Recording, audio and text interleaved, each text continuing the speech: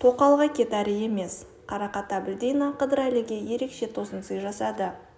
Сәлем достар, сіздермен бірге News.kz арнасы. Каналыма тіркеліп, қоңырау белгісін басуды ұмытпаңыздар.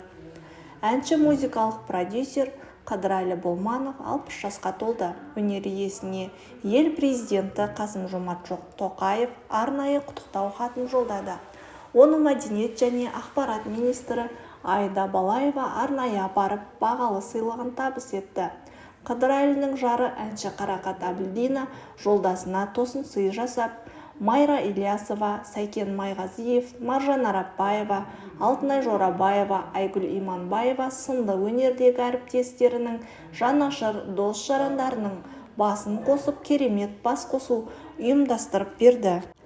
Туған күн кешінде Қарақат Әбілдинаның құрбылары алдын ала ойластырылған сценарий бойынша Қыдырәлі Болмановқа қуыршақ кейпіндегі биші қызды ортаға алдырып, екеуін әбден билетті.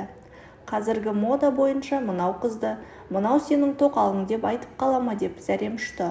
Жанымнан шықпайды, түрі де аяқ-қолы да бір түрлі екен. Соңғы жылдардағы ең бірінші қорқынышым тоқал еді. Ойланып қалдым. Сөйтсем өзіміздің бриллиант қыздар екен ғой деп әзілдеді Қыдырәлі Болманов.